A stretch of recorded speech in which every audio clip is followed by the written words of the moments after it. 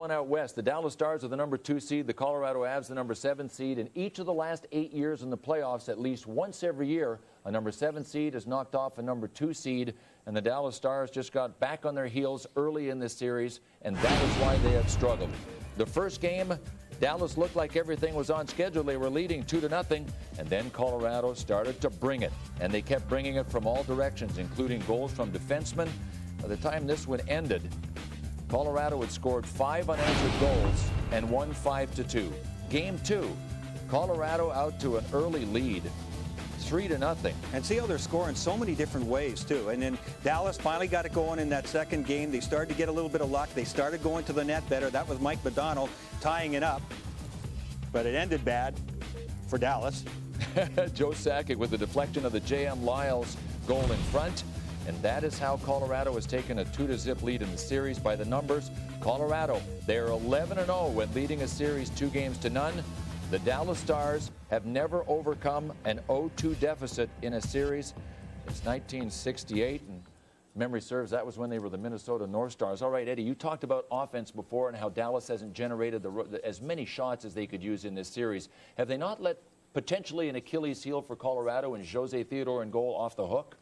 Well, I think that they have, but again, I think we touched on a little bit. I think we got to give a little bit of credit to the Colorado Avalanche in defense and playing 180 feet away from their own crease and really limiting the good scoring quality opportunities for the Dallas Stars. Because when you think about it, you got Modano, you got Lehtinen, you got Arnott, you got Billy Guerin. I mean, you got some talented players there. And here's the thing, too, for Colorado. We already talked about the defensemen are scoring. They're doing a great job. Joe Sakic always scores goals. He always does a great job.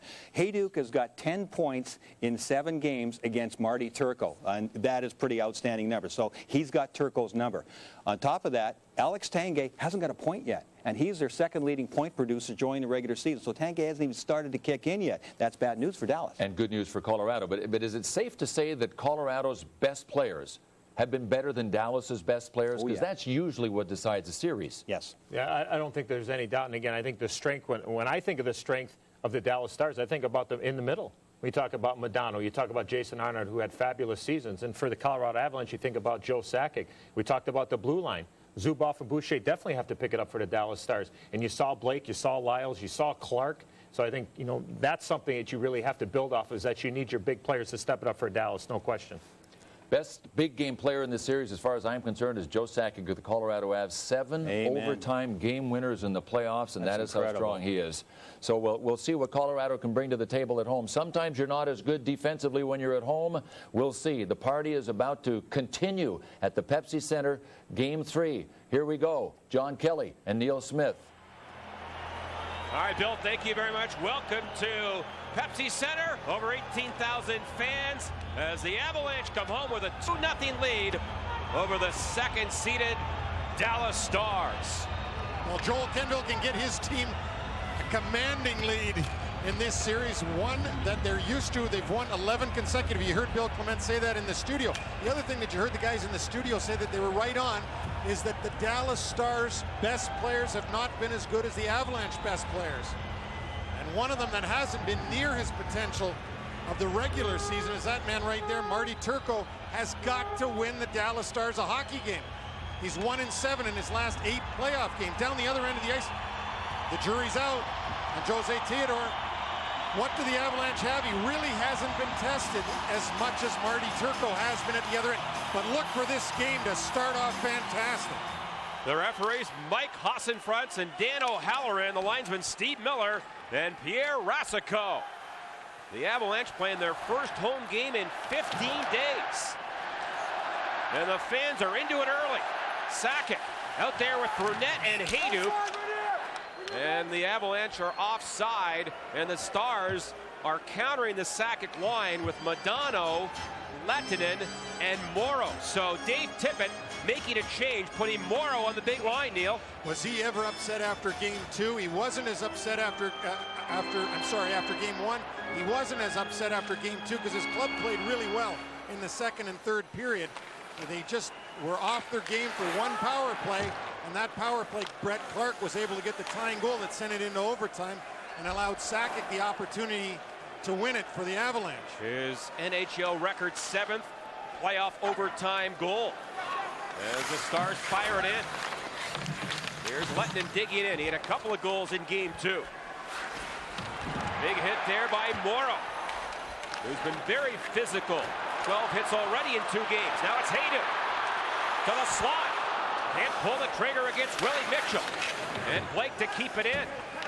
And Turco will handle it, and both clubs make changes on the go.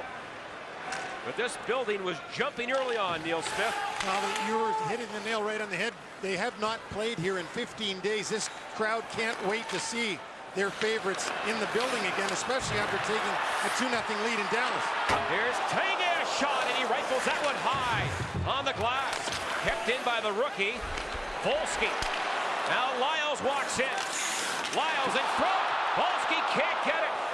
Kept in. No, it's not. It came to center, and then Blake put it back in offside. Billy Jaffe, can you hear yourself down there? You know what, fellas? I cannot. This is an amazing atmosphere tonight here in Colorado. Pepsi Center is going crazy. Fans have been here 45 minutes before puck drop, and they're having a good time. Now, even though the Dallas Stars are down 0-2, they don't feel that bad about themselves. And this morning in the locker room, upbeat attitude. Maybe one of the reasons is because they were the second best road team in the NHL this year. They had 25 wins, 12 losses, and 4 overtime or shootout losses. And the other flip side is that the Colorado Avalanche this year, or in the playoffs, have won just 9 of 17 here at the Pepsi Center, or the last 17 tries. So Colorado, okay at home, whereas Dallas, very good on the road. And Dallas, a club that had 112 points in the regular season, they've got to feel like they can come in here and steal a game. Well, they can't lose their confidence. I'm sure their confidence is low right now, losing both their home games and knowing all the stats that we know about teams not being able to come back. They know that their franchise hasn't come back since 1968. You know what, John? You can throw all those stats in the garbage. This is the new NHL. We never thought that a team could come back from a 3-0 deficit after one period, score 4 goals in the second period, and be up 4-3 heading into the third. The Dallas Stars did that. As far as I'm concerned, if I was running this club, I would say forget all those records, start all the new records this year, because this is a different league than when those records were created. Comebacks are in again in the NHL. Now the Stars attacking. Here's Hagman in the slot. And he is run down by Dan Heino. And the puck chopped to the near side. And now Lyles, the second-year man from Indiana, back for Blake. The Avs have 5 goals from their defense in the first 2 games. 5 of their 10 goals from the back line. Stefan Robidas to center. And the veteran Willie Mitchell turns away from McLean. Now Modano trying to get some speed going through center. Hands it right to Brett Clark. Up for Laxinen. Into Sakic. A shot and a save by Turco. And Sakic got a lot on that one. John, I think this one's been the fastest start to a game so far in this series, and it's definitely been the most physical start in this series. Both teams coming out hitting. Now Hayduk, Sakic, and Burnett again. And Modano's line heads off. Zubov for the Stars. Tries to hit Morrow. That goes all the way down, and Tanguay gets it for Colorado. Up to the rookie Volsky. Trying to cut in front, and broken up by Zubov, and a penalty called, our first of the night, a hooking minor.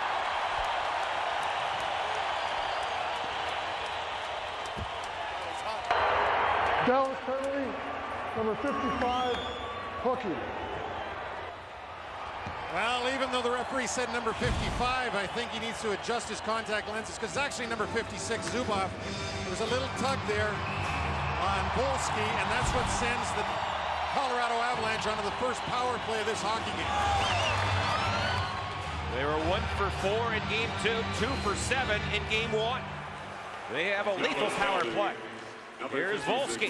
Hey, Neil talked about the Now down low, Volsky back of the goal. Players were talking Trying to center one, and chipped away by the veteran, Stu Barnes. During the regular season, Colorado's power play just under 19%, 9th best in the league. As Turgeon walks in, trying to swing it back to the line, and then Barnes gets it off the glove of Lyles to center.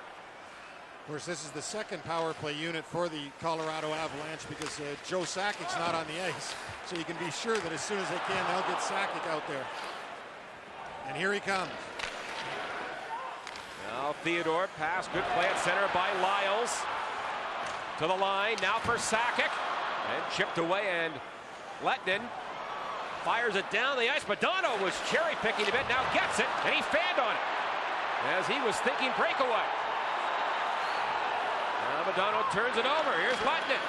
His shot blocked as Brisebois got in front of that. And Brunette picks it up for Colorado, on to Sakic for Hayduk. He left it, gets it back. Great pass to Brisebois. In the slot, Clark, a drive, save, rebound, they score! A power play goal! Sakic was there. I don't know who scored it, but they're going nuts in Denver.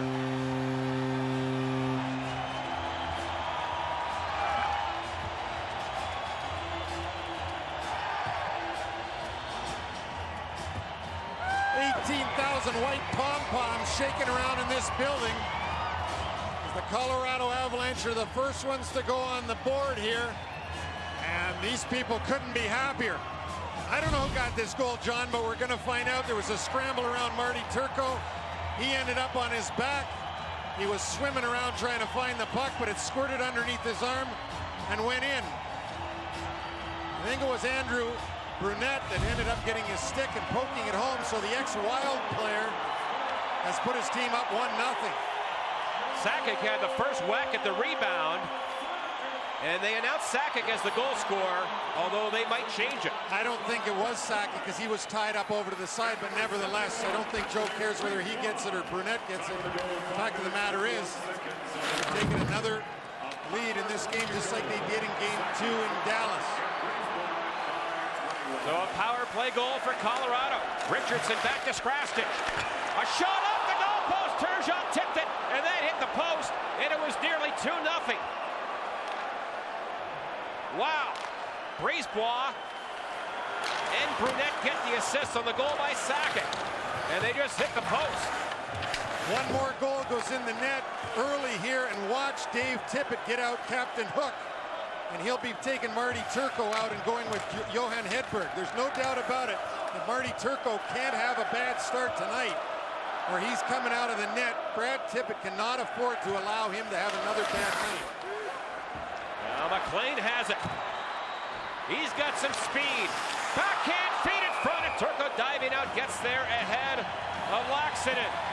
18,000 fans on hand, and they are going crazy as Sakic has done it again for Colorado.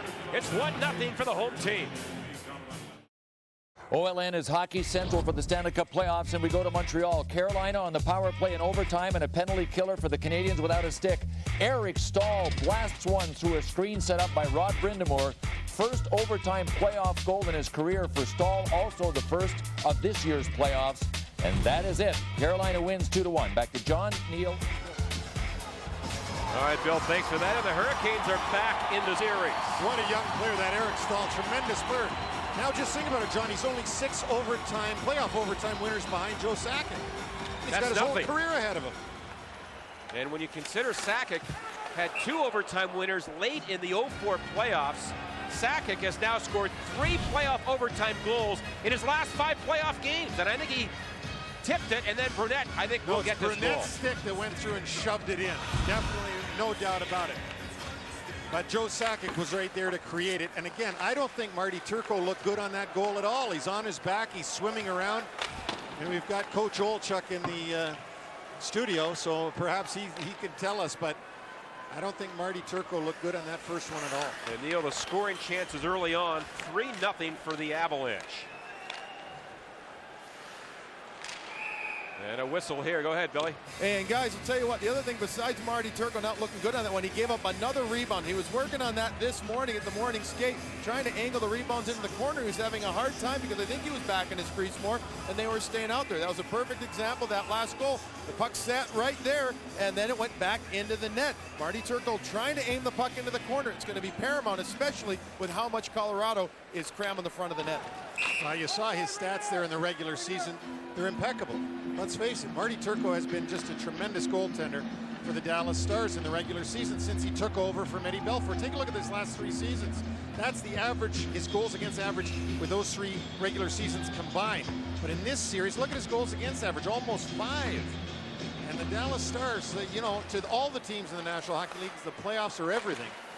And heroes are made in the regular season. Legends are made in the playoffs. Those are the words of a man I admire, Brian Engblom. Likewise, former Stanley Cup winner Mr. Engblom. Now Zubov for Dallas. To Modano against Clark, and Clark takes him out. Now Zubov pitches in for the Stars. Willie Mitchell comes in there now for Morrow. Right in front. Oh, Modano was there. Here's Mitchell, a shot. Didn't get through. The Avalanche blocked another one. And Sakic to center ice for Brunette.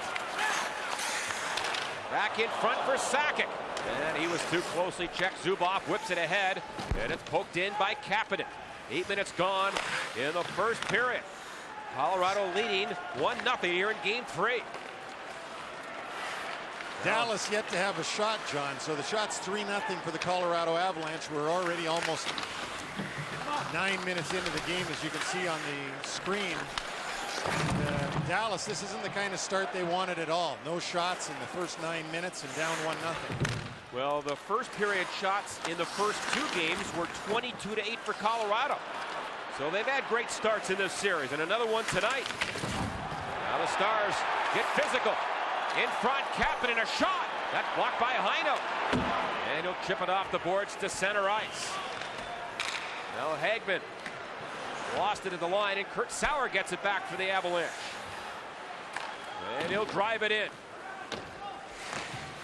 Svoboda back of the goal for the veteran Boucher. Now for Robidoux. And the Avalanche back up to center, set up the trap. And Bill Guerin tips it in. Theodore up the far side. And out of center for Turgeon. And then LaPerriere, a big hit on his buddy Boucher, or rather John Clem. And LaPerriere, he's not a big guy, but he knows how to get physical. You're right, and you almost said it right on his buddy Boucher. And the reason why you said that, John, is because LaPerriere and Philippe Boucher are good friends from back in their days together in LA. A lot of physical stuff going on. And one thing you know, when number 14 for the Avalanche is on the ice, there's going to be physical play, because he's a guy that sticks his nose in everywhere he can stick it, and he doesn't have much of one left anymore because it's been so bashed in. But Ian LaPerriere is a guy that any team would like to have. Dallas out-hit the Avalanche 39-19 in Game 2. They out-hit him in Game 1, but the Avalanche lead the series. Brendan Morrow leads the entire NHL in these playoffs with 12 hits alone. Now it's Lyles for Colorado. Midway through the first, Blake for the rookie Volsky. Tipped in. And Turco sets it up for Niinema. Stars don't clear it. Turnover. Tanguay it down. And that's poked away. Oh, Tanguay with a great setup. Tanguay again. Back to Blake. He doesn't shoot it. Trying to go down low for Volsky. And then Volsky knocked down by Niinema. And the veteran Niinema argues, but he's going for 2. And the Avalanche, in that potent power play, will go back to work. You see him with the puck back here, and Butek Volsky, the youngster, gets in behind him. Oh, it is a trip. You know what? I was thinking wrong. I didn't think he did it, but he definitely tripped him. So Yanni Niinema, you're in there for good reason. I was on your side for a couple of minutes there during the commercial break, but I'm not anymore. That was a good call. That was a good call. And the Avalanche 1 for 1 on the power play. It is Brunette parked back of the goal. Up front with Sakic and Haydu. Here's Lyles, and Lyles, a shot and a save by Turco. He was down, but Lyles couldn't get to the rebound. But Turco was down and out. That was a brilliant save, and Billy Jaffe was right there in the corner watching that. Maybe he can tell us a bit later on, but I thought that was a spectacular save. Now the Avalanche play dump and chase, but Haydu can't handle it. And Barnes to center for Morrow. Short-handed to Barnes, right in, a shot. And that, I believe, was in top corner. A short-handed goal for Barnes. And a huge goal for Dallas. Well, the culprit on this one for the Colorado Avalanche is no doubt John Michael Lyles, who got caught in and then couldn't keep up with the speed of Stu Barnes. It was a beautiful pass across, but watch it right from this end zone. There's Barnes lifting the stick. He gets the puck. Lyles stays in too long, and Barnes has a jump on him. He gets the puck and then rifles it past Theodore. It's a beautiful pass across. A clean shot that beat Theodore. You can say that Theodore should have had that. That's the first shot on him in this hockey game. But John Michael Lyles shouldn't have stayed in that long. He got caught. He knew Barnes had control and he still stayed in. Well, that was a great shot. Barnes gets his first of the series at 10:49. It's 1-1. Turgeon loses it. Let's go downstairs to Billy. Hey guys, you're talking about J.M. Lyles being in deep, getting pinched. Well, we talked with head coach Joe Quenneville this morning. He says our defensemen don't have hope plays, meaning that it's a good system. It's a set thing. I think that one, Neil, I agree with you. He was in a little too deep for a little too long. Here's Turgeon in front. Now Blake gets it. Blake, a drive and a save by Turco with the pad. And it's fired down the ice. 40 seconds left. To the Colorado power play. The goal, Barnes short-handed from Morrow at 10:49 to tie the game at 1. It's a beautiful pass by Brendan Morrow, so he can do more than hit. Leading the NHL in hits in the playoffs, but a spectacular pass. And Lyles back to retrieve it for the Avalanche. Sackett. And the hard around. Morrow checked from behind by Haydu. Great play. Back for Blake. Now he slows it down to Sakic. Back for Blake. That shot hit shin pads. Now Sakic has it. Across to Haydu. And they read that seam pass and broke it up. And here come the Stars. 2-on-1 again. Gary Lettman walks in. A shot. And a save by Theodore. On a 2-on-1, the Stars very nearly took the lead. Jose Theodore held his ground on Yuri Lettinen. He was in all by himself, really. And Jose Theodore holds his ground really well. Watch Lettinen. He's just him and the goaltender at this point because Blake's playing the 2-on-1. Theodore held his ground and didn't give Yuri Lettinen anything to shoot at. That's a good angle to see that, where Jose Theodore, you got to give him credit, standing up there. At the other end, Marty Turco's made a couple of good saves in the last few minutes. And if he can continue that way, maybe he can get the monkey off his back and win a playoff game. Now Guerin tried to bank it off the shoulder of Theodore. It is 1-1 here. Here's a shot by Svoboda. That was blocked. Right point. John Clem gets one to the corner. And now it is Brett Clark to whip it off the boards to center ice. 7:15 to go in the first period. Dienema to center. Hands it right to Laxinen, who played his collegiate hockey here in Denver. Now for McLean. Who chips one to the corner. Now McLean has it again. And then it's poked by Brisebois on the right point. Here comes Kurt Sauer for the Avalanche. LaPerriere, the first man there. Now for Richardson, the rookie. And he's taken out by Arnott. Well, that short-handed goal has silenced the crowd for just a moment. And the Stars have now weathered that proverbial storm. It's 1-1. Again, both goals in this hockey game come on power plays. One was a short-handed goal, however. But the Avalanche have their first goal of the game was a power play goal. And the Stars tied it up with a short-handed goal. So special teams playing a huge role in the 2006 NHL playoffs. In every game. Everywhere in the league.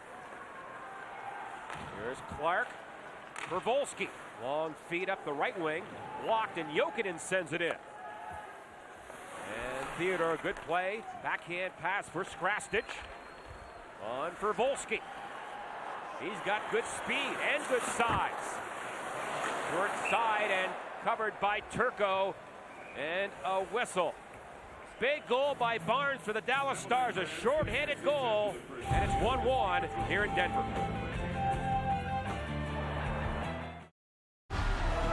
you will not deny me what is rightfully mine.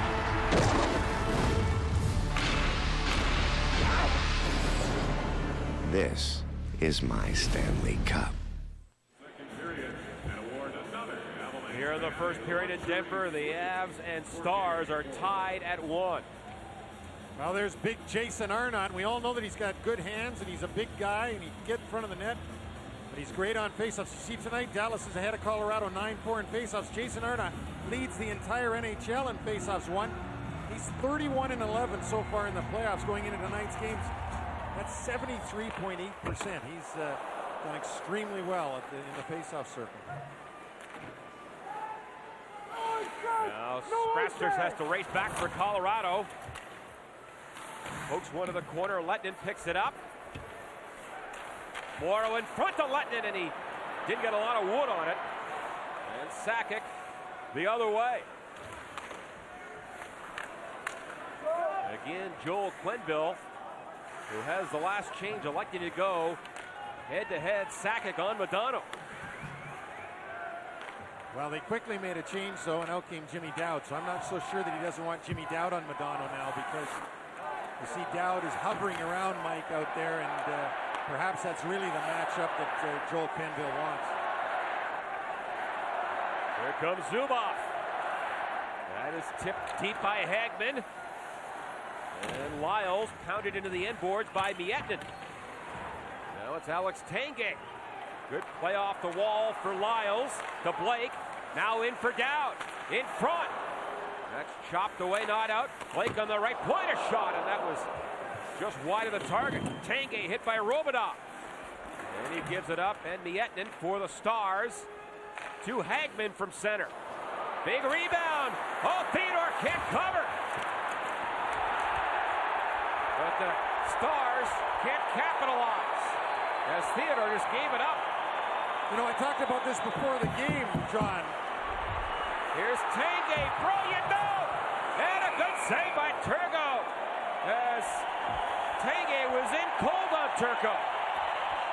Turco was able to snuff out that rebound. Tanguay coming in. And take a look at Jose Theodore. Take a look at that rebound. Look, now he comes out and tries to play it, and he's lost. We talked about it before the game that his rebound control has not been what we used to see in Montreal in his good days, and his puck handling has really been atrocious. It hasn't been capitalized on because the Avalanche has been playing so well around him. But if Dallas starts to press here, this is going to become more and more evident during the game. Under 4 to go in the first period, 1-1 here in Denver. And there's a Avalanche player going down. That's LaPerriere. And the fans booing here. I think they felt he was high-sticked.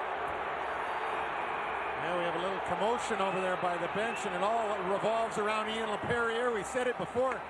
Somebody gave him a shot up in the mush, and that's what the fans saw and weren't very happy about it. Let's see what really happened. Oh, it was something. It wasn't a stick, it was an elbow. No, it was a definite elbow. And we might get penalties. Well, coming up on the Dodge Intermission Report, Bill, Keith, and Eddie will have all the highlights. The overtime game in Montreal, Devils, Rangers. Devils up by 3 in that series.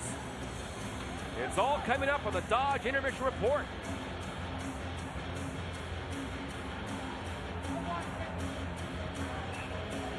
And we don't have any penalty calls after that last skirmish.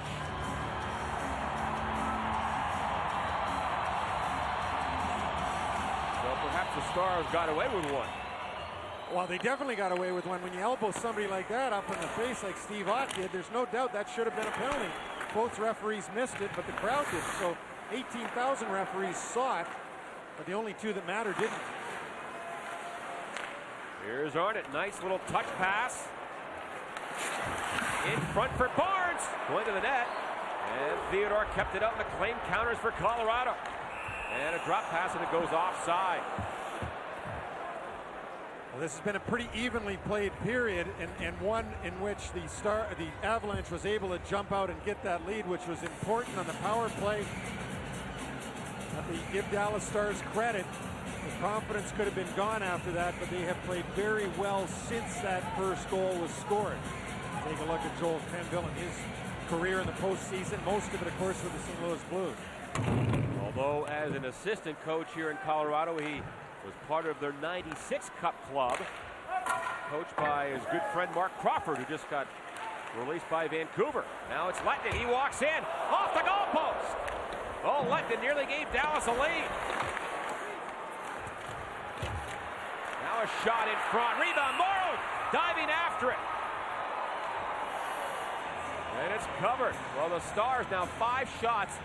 And Neil, every shot so far in the game that Dallas has attempted has been a high shot on Theodore. Absolutely. They're shooting high on purpose. There's one right off the pike. Now, he complained about the goaltender interference on Brendan Morrow. That's what you saw Theodore talking to the referee about, because Brendan Morrow skated right through the crease on that shot and interfered with Theodore. But they're going to keep doing that all night long. And I'll tell you one thing, Jose Theodore looked shaky to me. He has not, they've hit the pipe on him twice. He's mishandled the puck at least twice. And his rebounds are coming out like Super Bowl. Now Zubov tips it in. And Theodore will defer to Clark. 2.5 to go in the first period. Shots are now 6-6. And Clark keeps it away from Turco. That's part of Colorado's game plan. High note, a big hit. Now High note throws it back of the goal. Zubov up the far side for Hagman. And the Stars work nicely to center ice. Kapanen left it for Miettinen. Pass down low for Hagman. Comes in front. Theodore scoops it away. Hagman now backhand pass. And again, the Avalanche have good coverage. The Finns are flying around here for Dallas. And finally, Brisebois gets it out. And now both clubs make changes on the fly. 1:40 left in the opening period. Shots are even, scores even, and really the play in this period has been very even. I think, John, it's been a good period for Dallas after they got away from that first power play goal being scored by what was credited to Sackett, but you and I still think was Brunette. And then the Avalanche had a couple of great chances, but Turco came up large, and they got that short-handed goal. He absolutely did. You've got to give him credit. He made 2 great saves. Now a turnover. It's Hayduk in for Tanguay. He scores! Tanguay tipped it in on a great play by Hayduk, and Colorado's back on top.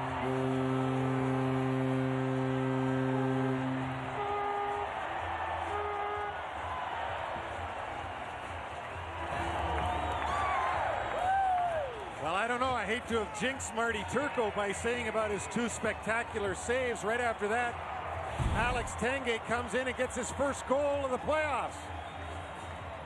Well, this is a little bit fluky, let's face it. Hayduk puts a high shot and it bounces off the upper body of Tanguay or of the defenseman. Who was it? Did it go off of Tanguay? Did it go off the Dallas player? I don't know. But you can't blame Marty Turco on that one. I mean, that goal should never, that Hayduk gets that shot away, hits somebody up in the chest, and ends up behind him. Yeah, that might have been Hayduk's goal. If it went off the Dallas player, of course it would be Hayduk's goal. And they are going to look at this goal. But another bad turnover at center ice here, Neil. Absolutely, it was right there. See the checking of Volsky, makes him turn it over to Hayduk, and then Hayduk takes his shot towards the front of the net, and he might have been aiming for Tanguay. He's a good enough player to recognize that Tanguay's coming in on the angle. But it was a goal, whatever it was, but you can't blame Marty Turco. Tanguay does get the goal. There it goes. Yeah, it does look like it hits the red or maroon or whatever color that is jersey and goes in behind Marty Turco, but a little stroke of luck and also a pretty good play. You can't say it was totally lucky because I'm sure Milan Hayduk knew what he was doing, and so did Alex Tanguay, but again, we have seen a lot of weird goals in this series so far. There was 3 weird ones scored by the Dallas Stars in Game 2. One where Rob Blake actually made the puck go about 20 feet up into the air. Everybody lost sight of it. It came back down, hit Theodore in the pants, and went into the net. And that actually tied the game at 3-3 at that point. So the Avalanche take a 2-1 lead. Tanguay missed 10 games down the stretch with a knee injury. See, Theodore just gave the puck away again, John. Right there. This is why the Dallas Stars have the puck right now, because Theodore came out and blindly threw it around the boards, and Dallas got control. Now it came outside the blue line, but your goaltender can't do that. He's better off to leave it alone than to give it to the other team. Absolutely. It's And happened. fired down the ice by Clark. It's already happened 4 times in this period. And I'm sure the coaching staff of the Avalanche is going to let Jose know between periods. Jose, leave it alone. And they're on their feet in Denver. A late goal by Tanguay. His first of the series. Colorado came out buzzing, got an early power play goal. Barnes responded with a short-handed goal, but then Tanguay late, and Colorado's up by 1 after 1. On a goal with 67 seconds to go in the first period by Alex Tanguay has given the Colorado Avs a 2-1 lead over the Dallas Stars. Another guy that's always a threat to score for Colorado is Milan Hajduk, and he is with Billy Jaffe.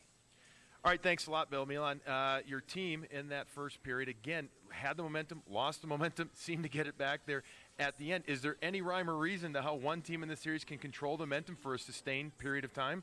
Well, I don't know. I have no explanation for this one. You're right. It's been almost like every game like that, and hopefully now we can hold the lead and win this hockey game. Yeah, I was going to ask you about that. The goal near the end of the period. What does that mean for the second period? Does that give you guys the momentum back, in your opinion? Well, definitely when you're up a goal, it's definitely better, and hopefully we'll continue keep play well, and hopefully we can win this game. All right, Milan, thanks for joining us here. Good luck the rest of the way. Thanks. All right, Milan Hajduk, our guest. Now let's go back to the studio. And Bill. All right, Billy Jaffe, thank you very much. Milan Hajduk and the Colorado Avs are giving the folks at the Pepsi Center something so far. Official road team of the NHL. Grab life by the horns. Dodge. Well, they are thrilled with the proceedings here in Denver after 1. The Avalanche with a 2-1 lead and a 2-0 lead in this best-of-7 series. Hi again, John Kelly, along with Neil Smith. Welcome back to Pepsi Center in Denver. Your thoughts on the first period, Neil? Well, it was a very even period, as it turns out. I thought both teams played extremely well up and down. However, as the guy said in the studio before the game, Billy Clement was saying that Colorado's best players, once again, are their best players. Dallas's best players aren't their best players. Modano, Guerin, Arnott, Boucher, Zubov, all combined, 0 shots on net. 0. Yeah. Meanwhile, Sakic, Tanguay, 2 shots each. They got to step it up. Their best players have to step it up. All right, let's go downstairs. Billy Jaffe with Dave Tippett of the Stars. All right, thanks a lot, John. Coach, a lot of good things in that first period for a team. Obviously, the score not where you want it, but I think you're pretty satisfied with the way your team played? Well, we want to come out and play a good road period. I thought we did that to a certain extent. We got a couple of bad bounces against us, so we got to regroup and go out there and play a better second period. How about the confidence of Marty Turco? He made a huge save on Lyles right before your team went down to the other end of the ice and scored. It seemed to have a huge effect on the entire team, not just him. Well, it really does. When your goaltender is the backbone of your team, when he's making big saves for you, it gives everybody confidence. So hopefully that's one that we can put in the bank and start moving forward with Marty. Good luck the rest of the way. Thanks a lot, Dave. All right, Dave Tippett. Now let's go back upstairs. And John. All right, Billy, thank you for that. As we are set to play in this second period, the Stars know they had better win this game or they will be down 3-0. That is a tough hill to climb. Well, before they start worrying about winning the game, they better start worrying about winning this shift. Modano and Lettinen are out there, and they got to outplay Joe Sakic and Hajduk, who they're going head-to-head against. And they got to start to get involved in this hockey game and start to create some offense, or the Dallas Stars are just going to be on the backside all night. And a penalty has been called here against the Avalanche. And I believe the Stars will go on the power play for the first time. Number 19, minor penalty hooking. Well, it's Captain Joe who ends up getting the penalty. We talk about him all night, his 7 overtime winners and so on. Even Joe Sakic once in a while gets caught for a little hook. There was on Willie Mitchell. Pulled the glove back off the knob of the stick. Joe will sit for 2. And the Stars get their first power play. They went 2 for 8 in Game 2, 0 for 5 in Game 1. Take a look at the numbers in the postseason for the two special teams that are in play right now. Dallas's power play 12th out of 16 teams. Although down the stretch they were very good. They had power play goals in 7 of their last 8 games in the regular season. As Modano banks it in back of the Avalanche goal. Jokinen on the far side. But you know what? You can throw all those regular season stats in the garbage, because when the playoffs start, it's a whole new ball game. And well, I was just trying to make a point. You're trying to make a little positive spin. Here's Zubov. Now to Modano. Modano again, back for Zubov. A shot hit his own man Lettinen in the ankle, and it goes to center ice. That was a good block by Lettinen, but it's too bad it was for the Colorado Avalanche. Although the Avalanche are very adept at blocking shots in the regular season, they had 4 of their defensemen in the top 30 among blocked shots. Oh, Theodore just missed that in there. Did he miss it, or did he do that on purpose? Whatever he did, it was the wrong thing, because it ended up with Dallas. And here's a great chance off the goalpost. Kapanen picked up the rebound and hit the goalpost. So whatever he did, it didn't work. It sure didn't. I mean, if he was letting it go on purpose and faking it, he was letting it go to 2 white jerseys. And if he swung at it and missed, that might be even worse. And then Laxinen. The Stars then had a decent chance there. Now it is drilled in by Kapanen. In a power play situation late on the Sakic minor. Stars get it back. Niinema.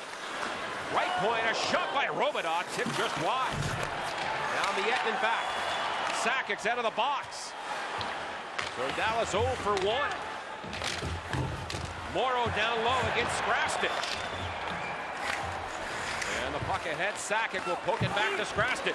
2 shots for Dallas on that power play, but you know, they got to get some rubber on Theodore.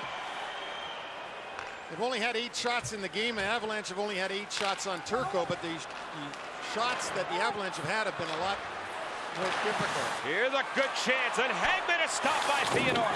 Now Modano gloves it down. Hard pass back to Zubov. His wrist shot goes wide. Modano back of the cage. As the Stars have pressure. Zubov a shot. And there's another block shot. This one by Skrastich. But Scratches is better with the rebounds than his goaltender. At least when he blocked the shot, he was able to hold on to the rebound. Jose Theodore can't. Now what's he doing here? He missed the puck completely, looked around, and it ends up with Dallas. Now take a look at this one. Boom, here it comes. Oh, I don't have it. Can't be letting those rebounds out. But his club leads it 2-1. Stars get the face-off. Zubov a shot, tipped off the glass. And LaPerriere has a chance to clear it. Bill Guerin is there. And he can't hold it in. Mitchell for Zubov. All the way down the ice. And it's Rob Blake for LaPerriere. Now it's Volsky. Good pass ahead for John Michael Lyles. And he's slowed up, and Ott picks it up for Dallas. And a nice feather pass ahead for Sabota. It goes in on goal, and Theodore kicks it away. And Lyles gets it out. Now it's Turco's turn to play it. He has not had to handle the puck at all. Now Arnott through center. Can't get anything going, and Rob Blake for Colorado ahead to Heinold. To the rookie Richardson. What a hit there by Heinold on Jason Arnott. Heinold's giving up about 6 inches. He doesn't care. There's another hit by Heinold. Now Arnott comes back. And there is a dumb penalty by Jason Arnott. He goes right in and goes after Heinold because he's tipped off with the hit that he took from him. So he undisciplinedly goes into the corner and knocks Heinold over. Number 44,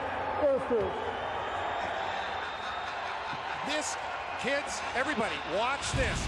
This is a bad penalty. Heinold takes out Robidas. You're going to get a penalty when you hit a guy from behind who doesn't have the puck. That was the good hit by Heinold on Jason Arnott. A good hit. You said he gave up 6 inches. He did. Jason Arnott then went gunning for Heinold. You can't take paybacks when you're in a playoff game. Here's Brisebois shot. Now Clark gets it. That bounces wide. The Avalanche 1 for 2 on the power play, leading 2-1. Now Sakic sets up on the half boards. Pass in front, blocked by Lettinen, and fired down the ice by the veteran Modano.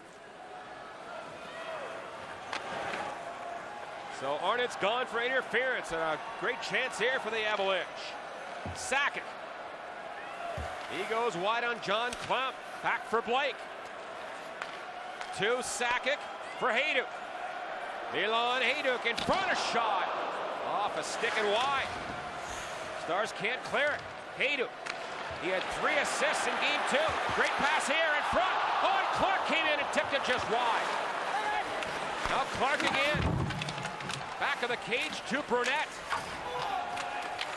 Gets it in front. Turco kept it out. Blake kept it in. Blake, a drive and a save by Turco, and a hard shot by Blake. Good save by Marty Turco. Saturday, the top 45 riders take on the most powerful Bulls as OLN and the PBR ride into Nampa, Idaho. Don't miss the roughest 8 seconds in sports. The PBR built Ford Tough, Saturday at 5 on OLN. I'd like to see Billy Jaffe do that. Here's Tanguay. He's got a bad back. He can't do that. Here's Tanguay now. Late on the power play. Turgeon. Tanguay. Blake's in front of the goal. That's how aggressive the Avalanche defense is. Turgeon to Tanguay. He's looking for Blake. Volsky, a shot. That was just wide. Now Turgeon behind the goal. Plays one back toward the right point. Lyles can't hold it in. And Mike Modano. His pass blocked by Lyles. Now it's Tanguay. In for Turgeon. He'll play it back to the line to Clark. A shot and a save by Turco up high on the drive by Clark. What an aggressive power play by the Colorado Avalanche, especially their defensemen, always moving in. You saw it, and you made good note of that. They were right into the offensive zone. Rob Blake, John Michael Lyles, they're very aggressive on the power play and getting down in deep. And this is why they're getting a lot of goals. And they seem to play with so much confidence. Take a look at this. The defensemen are right in on top of the play here. They just wander right in. They have no fear. I guess you can have that aggressiveness when you're up 2-1 in a game and up 2-0 in the series. And again, their back line led the NHL in goals this year with 52. They have 5 in this series. Well, the Stars have killed it off. Avalanche ahead 2-1 here. Second period here in Denver in game 3. Now Scraston trying to clear it away for Clark. And then McLean pokes it onto center ice. And Zubov swings it back at his goal for Willie Mitchell. Up to Morrow. And then poked in by Barnes, who has scored the Dallas goal. Sakic and Tanguay have scored for Colorado. Turco leaves it for Robidas. And he gets the puck to the neutral zone, but Brisebois handles it for the Avalanche. Another thing that you're seeing here, John, is both teams are finishing their checks. It's been a very rough game physically. There's been a lot of hitting, like right there. Everybody is finishing their checks. Now back on the line, Sauer, a shot! And that was just wide. Sabonis pass picked up by Jim Dow. And he makes the safe play back to the corner. And Boucher handles it there for the Stars. For Sabota. The former Carolina Hurricane who went to the finals a couple of years ago. A shot. Theodore the save. Sakic collects the rebound. Works in. Leaves it for Lyles. Zubov can't clear it. And now it goes to Lettinen. And the Stars with speed through center. Morrow, a shot. Blake blocked it. Morrow again. And a pass saved by Theodore. Avalanche have 12 blocked shots in the game. In front. Lettinen now back on the line. Zubov. Modano a pass back, and it comes to center. Just not a very good pass there, and they had complete control. And Mitchell all the way back for Zubov. Long breakaway feed for Morrow. In the slot. Modano a one-timer. There's another block shot. Another block shot, this time by Brett Clark. Now Miettinen in front. Clem a shot. He scores! John Clem burns his old club. And it's 2-2. Well, Dallas Stars got a lot of traffic in front of Theodore on that particular play right there. And I'm not sure if he could see that puck or not. But the whole play started by an extremely long pass from Zubov all the way up to Morrow. Take a look at the action down low, the Stars, and there you see Clem move in. No doubt that Theodore was down on his knees already, and no way that he could look around his own defenseman and the Dallas Star player that was right in front of him. Clem's wrist shot just had eyes and found its way behind him. Well, Clem won 2 cups with the Avalanche before leaving after their last cup in 01. And he comes back to burn his old club. And now the Avalanche will get a penalty. A tripping call.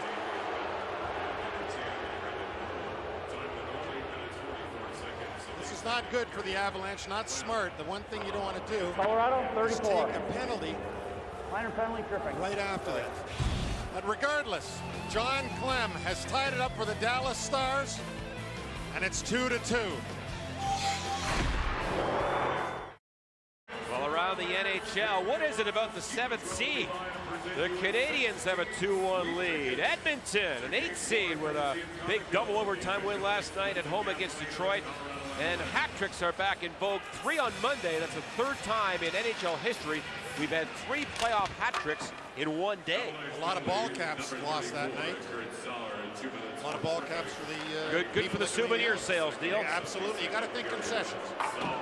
Dallas on a power play. Sauer is going for tripping. The Stars are 0 for 2. And they've tied the game. And Dan Heinout gets it to center. Remember, the Avalanche had that pivotal short-handed goal late in game 2. Well, the Kurt Sauer penalty was not a good one to take, John, because you don't want to give them a power play right after they've scored a goal, because if they score on this power play, they have such good momentum. Now Modano banks it back of the goal. Jokinen left it for Arnott. Now Scraston intercepts, and he'll chip it all the way down the ice. Midway through this one in Denver, it's 2-2. Stars on the power play. Modano, hard pass to Kapanen. Swings it in front. And it is on the stick of Clark. That's a high-risk pass there by Modano. He's made a few of those in this game, John, and a few errant passes. Now it's Boucher for the Stars. And the hard around, played by Kapanen. Now back of the goal. Clark works over Miettinen. But Boucher a good job to keep it in. Here's Kapanen again. Now Morrow back on the line. Niinema, a shot. That was blocked. Right to Miettinen. Avs are very aggressive here. Back on the line, Niinema. And then a shot by Boucher is wide. 5 to go in the Sauer penalty. Here's a drive wide by Morrow. Sauer is back. Tough angle shot there. Theodore was down, made the save. And a penalty, I think, interference against Miettinen, who was trying to set a pick. It'll definitely be an interference penalty. Dallas, number 20. Minor penalty, interference.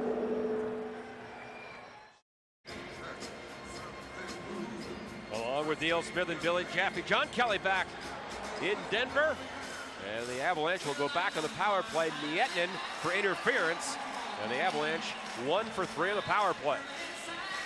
This is a big power play, a big penalty kill for the Dallas Stars. Dallas doesn't want, again, to go into the dressing room down by 1 as they did after the first period.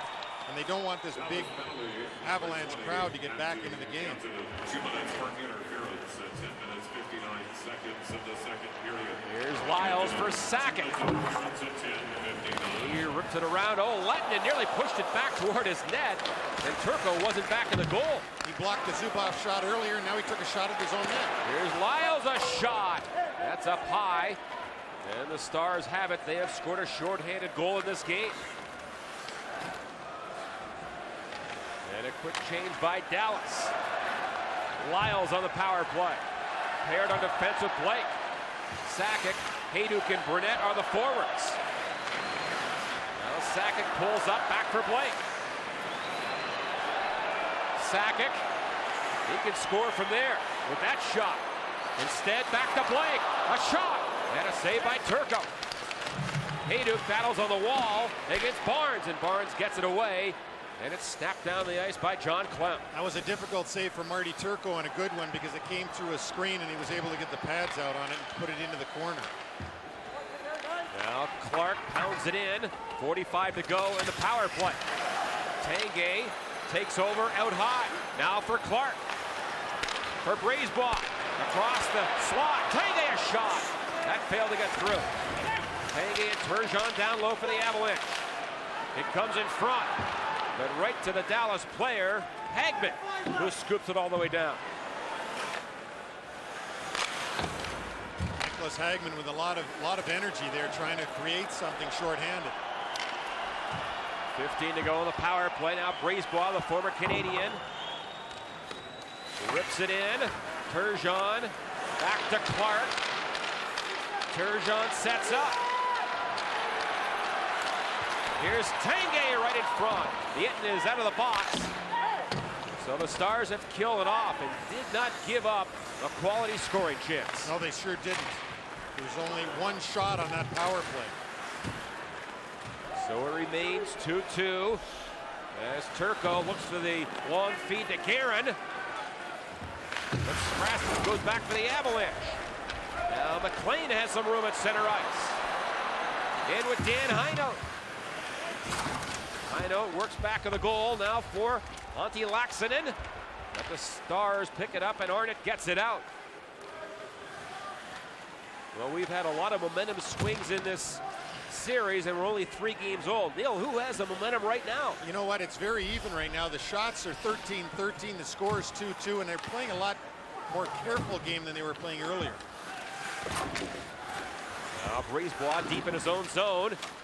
One pass block. Now Modano for Morrow. Again, they have put Morrow up on this line with Modano and Lettinen. So Dave Tippett looking for some kind of spark in his lineup. Well, Modano and Lettinen haven't done anything so far in this game. Oh, Burnett's side of the goal. Nearly tipped it in. Boy, Burnett, does he love to go to the net or what? He sure does. And it's chopped away by Boucher. 5:34 to go in the second. It's 2-2 here in Denver.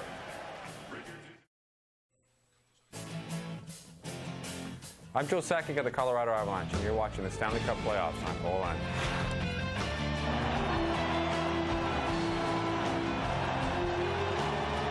Well, the Avalanche captain has won 2 Stanley Cups, 80 career playoff goals, including one night. The other night, he breaks the NHL record. His 7th career overtime goal, surpassing Rocket Richard. After the game, they didn't know who had the goal. He didn't even tell the referee, I scored the goal. I mean, that's how humble that man is. The Avalanche TV people did an interview with Sakic. He never even mentioned during the interview it was my goal.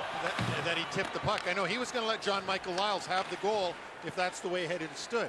But they made him take the goal. I mean, that is unbelievable. He just broke Rocket Richard's record. Yeah, but that's the kind of person he is, and that's why he's the captain of the Colorado Avalanche, and that's the type of leader that he is. By the way, that playoff goal that he got tonight that we still think Andrew Burnett got would put him ahead of Jean Beliveau in playoff goals scored with 80. Oh, a shot there by Modano, and he missed high from 15 feet away. Boy, he teed that up and just about put Dallas ahead for the first time. Now Dowd for Tanguay. And the rookie Volsky is pushed off the puck. And Modano gets it ahead, but Jokinen can't handle it. Now the Stars from center play it deep away from Theodore. Clark to Hayduk, not out. But now Clark, great job ahead. Sakic, here he comes. Left it, Burnett in front. Here's Hayduk. Oh, and it just went around the goal crease area. No Avalanche player could ever get a good shot on goal, but it was close. Boy, did Joe Sakic move that puck quickly when he went into the offensive zone. It was just zip, zip, zip, and they had a scoring chance. Here he comes again. Sakic gets it through the legs of a Star defender to Hayduk. Down low for Brunette.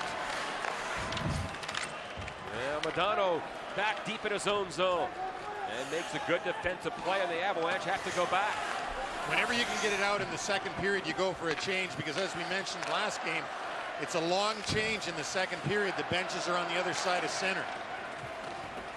3:35 to play in the second. Willie Mitchell. Came in a late season deal from Minnesota. Now Sauer hands it right back to Mitchell. Pass up the middle, Kapanen, but offside. Guerin was in on right wing. Time to check tonight's Dodge storyline. Joe Sakic, another goal tonight. But Stu Barnes, maybe the biggest goal for the Stars in this series, scored shorthanded. And the Stars continue to be frustrated in getting shots through to Theodore. For the Colorado Avalanche, they block everything. One of the guys that's really good at it too is Skrastich. 7 block shots in game 1 alone. Now it's tipped in. Turco waits, now makes a good play for Kapanen. As you said, Neil, this game has settled down late in the second period. And Hagman pokes it in behind the goal. Let's go downstairs and rejoin Billy. Hey, you guys just talked about Carlos Skrastich. Well, he's just the Iron Man of the Colorado Avalanche. He told me this morning, though, back in 03-04, there was almost a game that he missed. He didn't think he could go. It was middle of the season. Didn't remember who he was going to play, but his wrist was that bad. Back upstairs. Now the Stars break to center. It is Jokinen. Down low, Robidas trying to bank it in. And Theodore has it somewhere under those pads. Coming up on the Verizon Wireless Intermission Report, Bill Clement, Keith Jones, and Eddie Olchuk will have all the latest, including an Eastern Conference wrap-up. The Canadians were up 2-0. And also second period analysis from this one in Denver.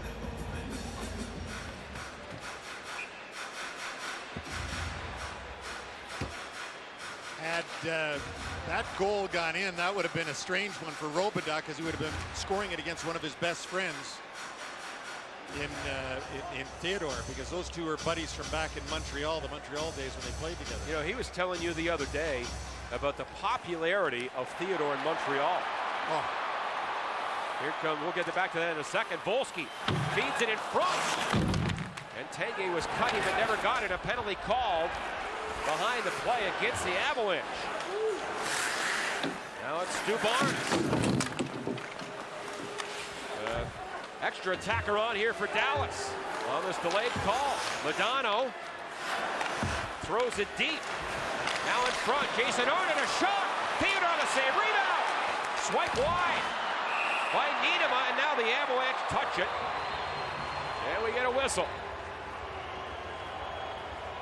But Robidas was saying that Theodore was doing all kinds of commercials and things like that in Montreal, and was even more popular than the legendary Patrick Roy. That's what he said. He really believed that he had become more popular in Montreal than even Patrick was at times, because he was so much more out there. I mean, he's a guy that could be a model, and he did a lot of commercials, and especially after winning MVP league and winning the Vezina Trophy.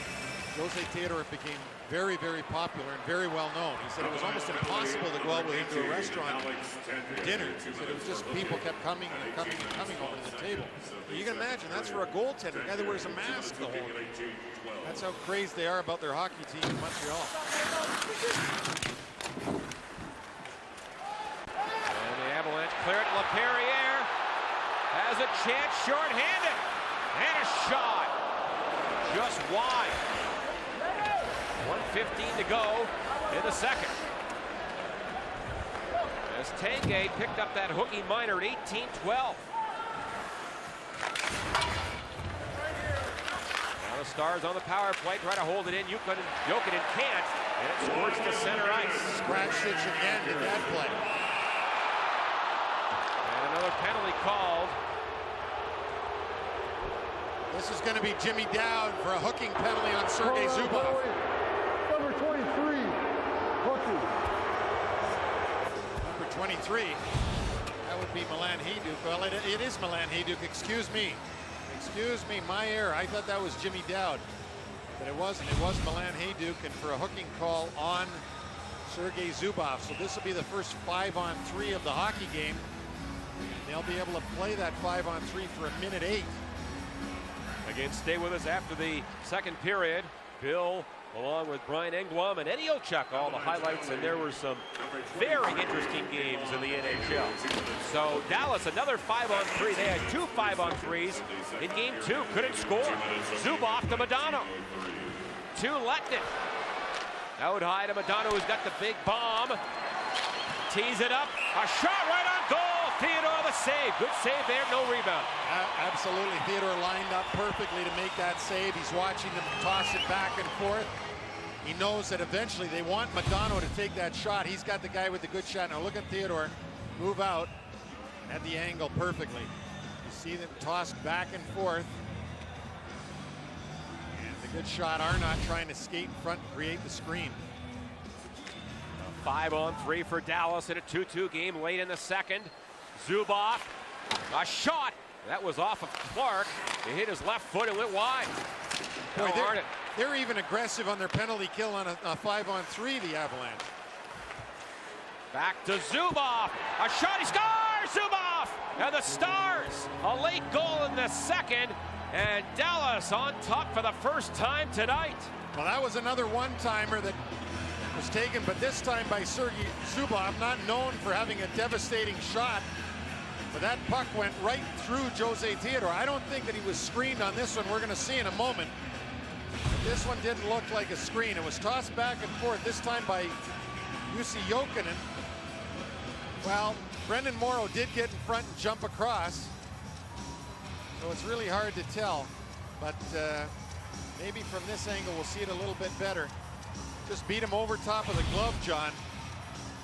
And that makes a Dallas power play 1 for 3. Morrow, great timing on that screen. I think he was screened at least a bit. And the Dallas Stars lead for the first time. And that's a huge goal, John, because it comes right at the end of the period. So they're able to take a lead into the locker room. Zubov gets it. They say from Morrow and Modano. A late 5-on-3 power play goal. In a game, the Stars, they say they have to win this one to get back in the series. And they played a great second period. Clem tied it. Zubov scored late to give the Stars the lead.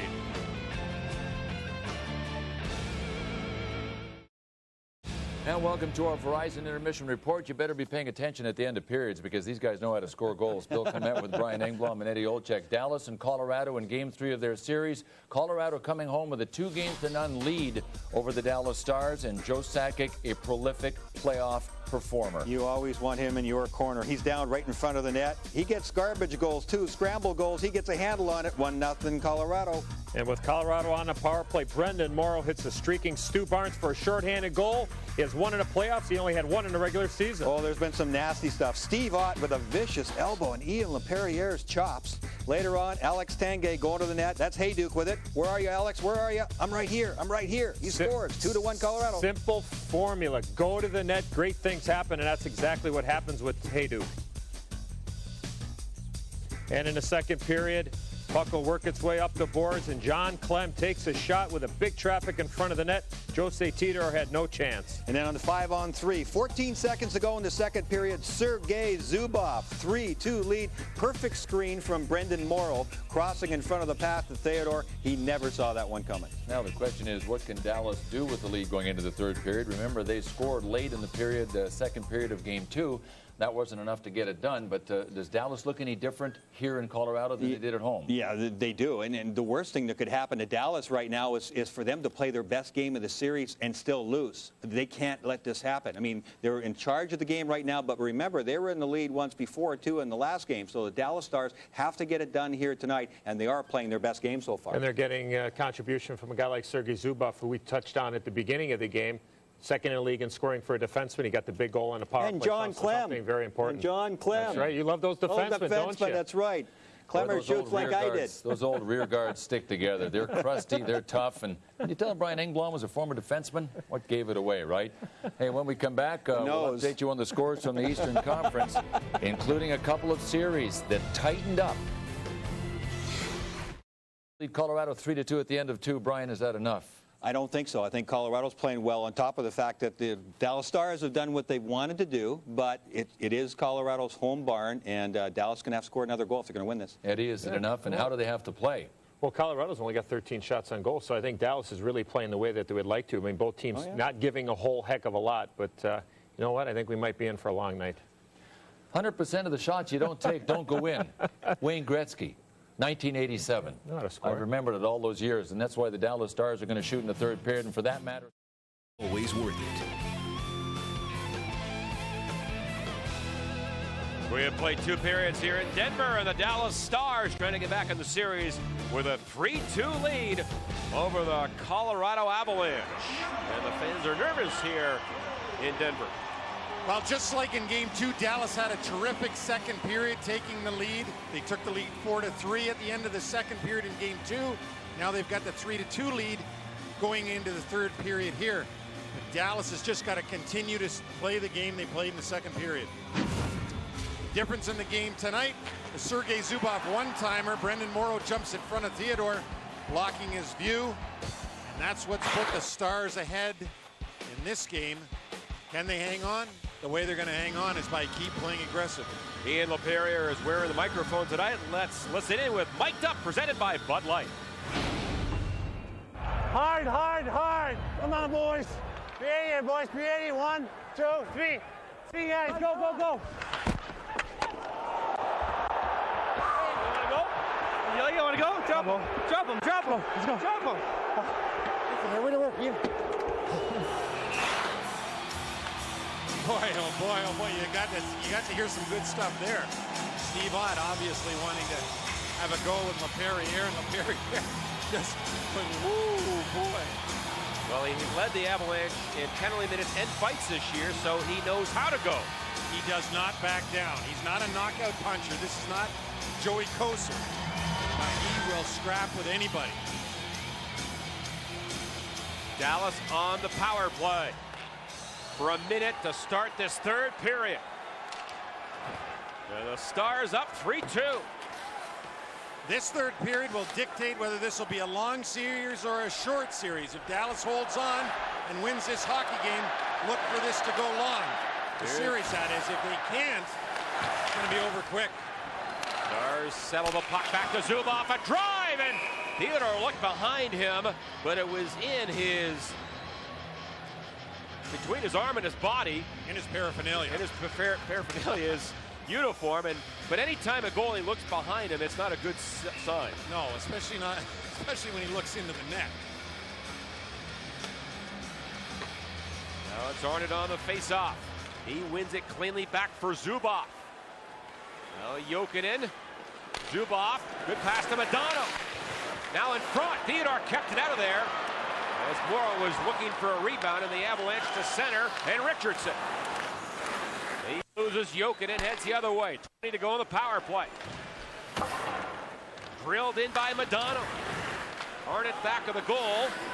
Morrow can't get it. Avalanche try to clear it. Brisebois now for Skrastich, and he'll backhand it out of trouble. And that's going to do it. That'll be the end of that power play. But the Dallas Stars cannot play defensive in this period, John. They've got to continue to be on the offense and keep pressuring Theodore. If they go into a defensive shell, they're going to lose this hockey game. Here comes Sakic for Brunette. Back to the Avalanche captain. Now Sakic back on the line. Clark a shot, and that's turned away as Clark got a lot on that. Hayduk in that corner. Yeah, center Sakic trying to keep it in, but it's knocked away by Lettinen. All the way down, no icing here. Clark in a race with Hagman. And the Avalanche maintain control. Now it's Tanguay back. And Tanguay trying to get something going at center for Sakic. Slowed up. And then Clark had it pilfered by Auden. He'll dump it in. Another bad play by Jose Theodore. Not looking where his defensemen are, clearing it around the boards, and it ends up on a Dallas stick. And Blake fails to clear it. Now LaPerriere will try. He gets it out. And the Stars are changing here. Robidoux for Boucher. That pass at center. Guerin trying to find it. Gets it in deep. And Theodore up the far boards, but right to Stu Barnes. He loses to Blake. Now for Lyles. McLean drops it off. LaPerriere shot. And a save by Turco. Well, the Dallas Stars were a good club leading after 2 in the regular season. They were able to hold the lead. You see it right there, 800% if they went into the dressing room leading after 2. Now, in game 2, don't forget they were leading after 2. They came back with a terrific 4-goal performance in Dallas in game 2. Took the lead 4-3 and had the game go into overtime on a late shorthanded goal by Brett Clark. Now the Avalanche back on the goal. Volsky knocked down, penalty called. And I think it's on the Stars. The Stars have not scored a goal in the third period in this series. Dallas, number 4, minor penalty, holding. So Nienema goes into his second trip to the sin bin, this one for holding. The last one was for tripping in the first period. When you take your hand off the stick and you wrap your stick around the player the way we used to do for many years, it is holding in the National Hockey League in 2005-2006. It's been called all year long. It'll be called all playoff long. Here's Blake on this power play. Oh, and Lettinen trying to clear it, hit Lyles. No call, the fans are upset. I think Lettinen just tried to knock it out of midair. Well, he was playing the puck and he ended up hitting Lyles, and Lyles made sure the referee saw it by feigning injury for a moment. Now it's Blake to Sakic up the middle and turned away by Stu Barnes. Let's see how Theodore handles this one. Barnes had that shorthanded goal back in the first period. Here's Rob Blake. On defense with Lyles.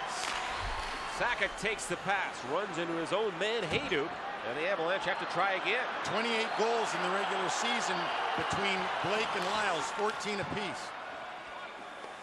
And Turco well out, can't clear it. Clark for Brunette. Now picked up by Sakic. To Brunette, looks for the give and go. Try to get it back to Sakic, that's blocked. Good play at the defense by Mitchell. Now Hayduk on the wall, into Sakic. Sakic trying to walk in front. Nice little pass back for Brisebois. To Hayduk, a shot. Turco read it, got across, made the save. Now Hayduk down low, wins the battle. Sakic had it knocked away, but a good job to hold it in by Clark. An excellent job by Clark getting over there and poking that puck to Sakic. Now Sakic with 20 to go on the power play. And his pass is tipped and it goes over the head of Brisebois. And back to the Avs blue line. And that'll be it for that scary power play of Hayduk, Sakic, and Brunette as they head to the bench. Now it's Pierre Turgeon, a former Dallas Star. Cross corner, Modano sweeps it back with a goal. Now Turgeon knocked down. And the Stars get Nienema out of the box, so they've killed it off. And it remains 3-2 for Dallas, 5 minutes into this third period. Robidas chops it wide. Now Volsky has it knocked away. It goes over the glass in the corner. Well, the Colorado Avalanche are now 1 for 5 on the power play with 11 shots, 2 on that last power play. They are scary when they get out there with Sakic, Hayduk, and Brunette. But, we talked about it early in the game. They talked about it in the studio. When your best players are playing at their best and the other team's best players are not, as has been the case for most of this series so far, that team is going to walk away with the victories, and that's why the Avalanche has had the edge in this series, because Joe Sakic and the other great players like Rob Blake have played so well for the Avalanche, while Modano and some of the Stars' best players like Billy Guerin and others have not played at their best. Although, no question, Dallas has played its best game of the series here in Game 3. As the puck goes out of play behind Marty Turco. Well, they're playing with the desperation that they had to play in, John, in this game. I mean, let's face it, they had a tremendous season, 112 points, first place in their division in a walk. Now they get into the playoffs, they lose 2, and they know, my gosh, if we lose another game, we're going down. So they have to play desperate, and they've done that here tonight. And Nienema trying to clear it, gets it by Heino. Now on for Ott. Here's Ott, drops it. Guerin a shot.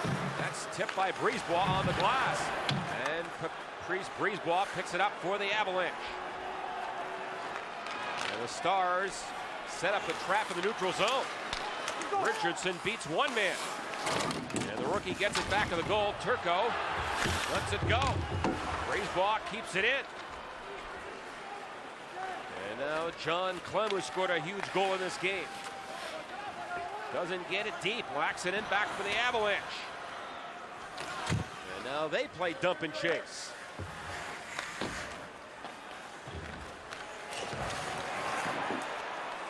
Strasser trying to keep it in, but the Stars are there. And Kapanen lobs it down the boards. Clark in a race with Hagman. And Clark pulled down, I believe, by Hagman in a tripping penalty. Well, it definitely is a tripping penalty on the Dallas Stars, and this is going to be a huge power play. Can Turco hold the lead? Trying to get the Stars. Marty Turco and the Dallas Stars lead 3-2 here in the third period. You guys were talking about, could he lead them to victory and hold on here in the third? Well, let's go back to the first period, guys. How about that save on Lyles right there? They could have been down 2-0. In turn, though, Barnes goes down right after that, scores, ties it up. I've been watching Turco intently here. He has been much more confident in his game, coming out, being more aggressive, and he has come through so far for his team in this game, helping them get this lead. Back upstairs. Well, Billy's got a lot better view of that, John, than we do, because he's standing right adjacent to the goaltender. And that's why he's getting an excellent view of it. Here comes Blake, a shot, and another good save by Turco. The Avalanche on the power play. Hagman gone for tripping. The Avalanche 1 for 5. Blake into Hayduk, now for Sakic. Hayduk parks back for the goal. Here's Blake, a shot, and Turco fought off the screen and made a good save, and he holds on. It was an excellent save by Turco there on the power when he had Brunette running right over top of him. See the stat there, 2 goals on the first 7 shots, none on the last 11, because he's really got started to get his game going. I really think I agree with Billy. He looks a lot more confident even from up here than he did early in the game. Power play for Colorado, trying to tie the game as Modano wins a big face-off and shoveled out of the zone by Stu Barnes. Now Tanguay. That pass was too far for Sakic, and John Clem ices it. Tanguay has had a real presence in this game, John, that he hadn't had in games 1 and 2. As a goal tonight, Sakic a pass across. Now Blake maneuvers down low. Back for Sakic. Over to Tanguay. Now for Milan Hayduk. Hayduk back for Tanguay to Hayduk, who had 4 points in game 2. For Brunette. To Hayduk in front. Off the goalpost. Oh! Hayduk nearly tied the game. Marty Turco didn't even see that one. Tanguay again to Hayduk. Back to Sakic. Now to Tanguay. That shot or pass blocked out high by John Clem. And the Stars finally clear it away. And the Avalanche will be offside if they touch it, and they do, with 19 to go in the power play. OLNTV.com and NHL.com are your links to the quest for the Cup. Get playoff highlights and analysis, plus the latest news, articles, interviews, and exclusive fan polls. OLNTV.com and NHL.com, your links to the Stanley Cup playoffs. Should sit there with your laptop. Put OLNTV.com up there. Get the stats. Get the ice times. That's the way the pros do it. Absolutely. OLN is your hockey central for the Stanley Cup playoffs in 06. 5 to go in the power play. Shorthanded chance for Lettinen. It was going wide, but Theodore gloved it down. Hagman is back, so Dallas has killed it off. Now Volsky to center ice. Shoveled along by McLean. Turco back to the corner. Now McLean tips it toward the front of the goal, but Mitchell picks it up for Dallas. Then he runs it up the far side for Hagman, who does a good job to get it deep. And Lyles leaves it. And here come the Avalanche. Broken stick down. Just broke his stick there. Now Kapanen walks in a shot. Walker saved by Theodore. Richardson trying to work it away. That was a weird situation there as Dowd took the pass and just broke his stick. LaPerriere in the corner. Now Richardson can't feed it in front.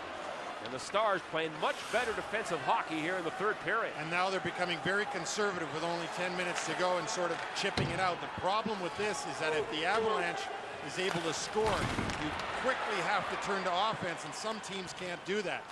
So in a way, you're almost better to keep your game going and try to keep pressuring. Here's a chance for Bill Guerin in front. Never really got it on goal. Now back to Mitchell. That shot hit traffic. Now Arnott down low in the slot. Guerin can't pull the trigger. And the puck off the wall to Laxinen. 3 Stars are back, so he dumps it in. Turco to handle it for Mitchell. And now big Jason Arnott to center ice. Here comes Barnes on Blake right in front. Tipped away by Theodore and Alex Tanguay. Nice outlet for Blake. In with Hayduk and Sakic. Blake going wide, trying to catch Turco cheating there. He tried to take that bad angle shot, and he also saw Joe Sakic breaking in towards the net. Never a bad play to put it on net. Now turnover. Sakic darts the other way. Into Hayduk. Would have been into Claire, but he fumbled the pass a bit. And Modano. Lead feed to Jokinen. Has a break here. And Scratch does great job to get back. Now Modano in front. And that was tipped away. Great work by Skrastich and Lyles on defense. Great defensive work going on, John, at both ends of the ice, both for the Avalanche and the Stars.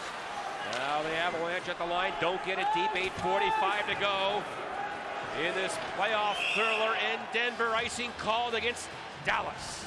And the difference in this game has been number 56 of the Dallas Stars. He's got the one-timer, and that's why they lead.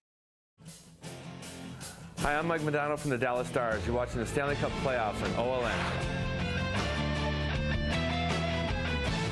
Mike Modano won a free left from their Cup team in '99, and he assisted on the go-ahead goal by Zubov. Of course, you didn't see the big C on the jersey when he was holding that cup up because the captain was Darian Hatcher back at that time. Darian Hatcher now the captain of the Philadelphia Flyers, unless Keith Primo played tonight and they gave him back the C.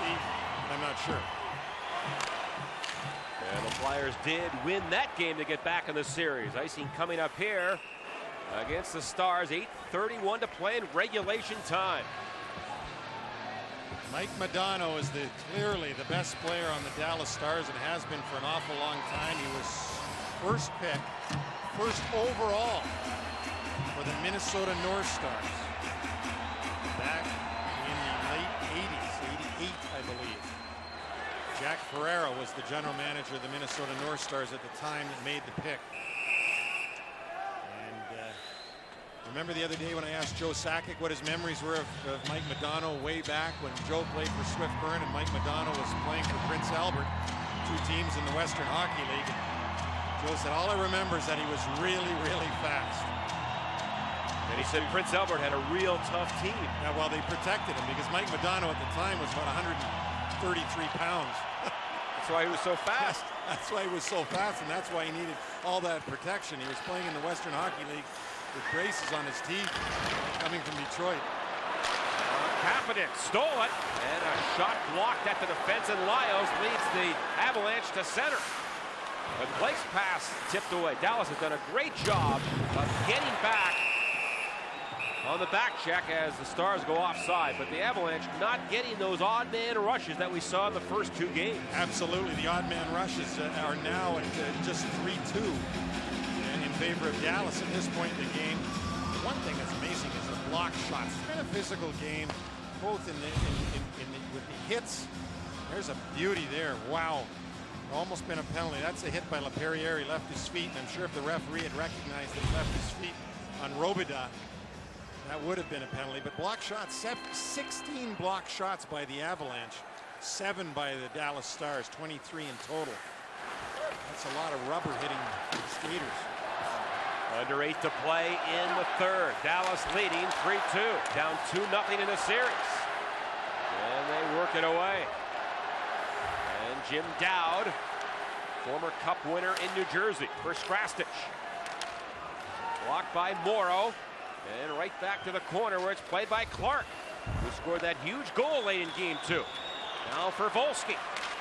Ahead to Turgeon. Turgeon with a nice head fake. And he'll gain the line. But scooped away by the Stars. Stars are doing an excellent job of getting the puck out of the zone and getting it changed. Getting fresh bodies on, going into the trap, getting it into the Avalanche zone. Hayduk tried to penetrate the Dallas defense. He failed to do it. And Jason Arnott rolls it in. And then they go for a change. They chip it in, they go for a change. They have really simplified their game here in game 3. Now Blake all the way back in his own end. To John Michael Lyles. And he'll drill it around the wall. Hayduk is in there now for Brunette. Comes right in front and knocked out of danger by Mitchell. Now it's Sakic. Good move at center, in for Lyles. Back to Sakic. His pass ends up behind the goal now. Brunette spins away from Mitchell. In front, Hayduk, LaPerriere took a high stick. That's called. Now Lyles a shot, and it's blocked. The Avalanche are going to get a power play. There was a high stick on Ian LaPerriere. The referee caught. Now the Avalanche have got the goalie out of the net. They're going to try to work it into the Dallas zone because they want the face-off in the offensive zone, and they've got it as Marty Turco ends up holding the puck and the referee blowing the whistle. So it's a tripping call against Dave Tippett's Dallas Stars. And going into the box is Nico Kapanen. Huge power play here for Colorado, down by 1. Welcome back to Denver, where you've got a huge crowd watching a great hockey game. Commissioner Bettman is in attendance, and he's seeing that the referees aren't putting the whistles away. There was Nico Kapanen's high stick on Ian LaPerriere right in front of the net. And this is a crucial power play, not only in this hockey game, but maybe in this series. They call it a trip on Kapanen. Colorado 1 for 6 in the power play. You can call it whatever you want. It was a high stick. Here's Blake, a shot, and a save by Turco, rebound. And Turgeon didn't get a lot on it. He was upset, and Barnes away for Dallas. 14 minutes, 3 seconds. And he wanders into the zone around Lyles. And then Blake comes over with that patented hip check, and the Avalanche have puck possession again. The Avalanche have had tons of chances on the power play, and of course the one power play goal by Sakic, and it's offside here. And that was early in the game, so 2/3 of the shots that the Avalanche have had tonight have come on the power play. They've had their opportunities, no doubt about it. This is their 7th power play. And Joe Sakic, I wouldn't be surprised if he's on for most of this remaining 5 minutes and 27 seconds. He's up front with Brunette and Hayduk. Clark and Brisebois on defense. Here comes Sakic. Trying to hit Hayduk on left wing. Knocked away by Modano and all the way down. And it's Brisebois again for the Avalanche. The Stars give him the red line. And Sakic gains the blue line. Rifled in by Hayduk. All the way around. Clark settles it on the line. Now for Brisebois. Shot. Looking for a tip that was wide. Now Sakic has it. Back for Clark. Return feed for Sakic. A shot. Oh, Turco off balance. Got his pad over. And the Stars tip it out. Bad pass by Brisebois. Too soft. And Modano was able to tip it away. Sakic back in for Brisebois. Against John Clem. Now Hayduk comes in and steals it. Brunette to Hayduk. Looks to center. He gets it again. Back on the line. Clark, a shot blocked. Sakic.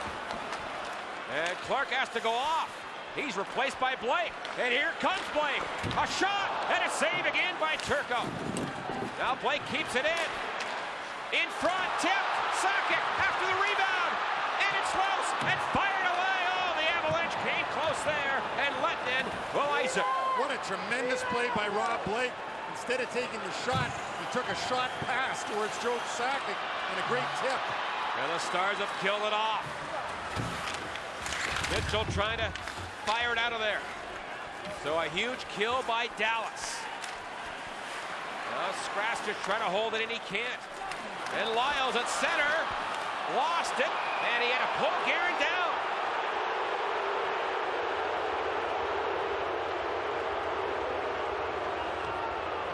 He doesn't like the call, but you knew one was coming there on John Michael Lyles. Guerin almost jumped by him, and he couldn't afford to let that happen in this stage of the hockey game. And the holding is the call, and Lyles, as you can see, is not thrilled with the call. You know what, John? I'm not sure that I know why he wasn't thrilled with it, because all he did was give him a push.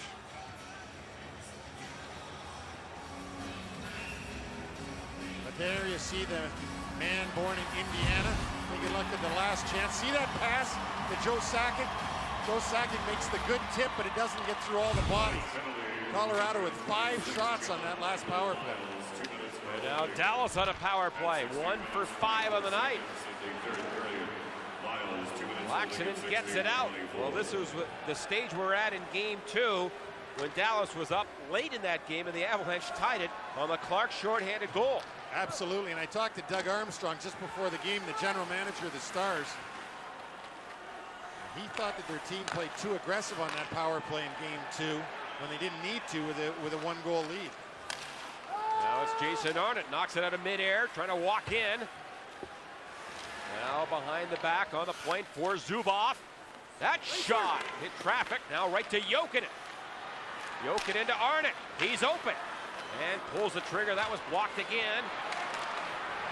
Jokinen trying to keep it in. And he does a good job on the boards. Now on the slot. Arnott, a shot. Kicked away by Theodore. Huge save there. That's Theodore's best save of the game. Got his left pad on that and a deflection.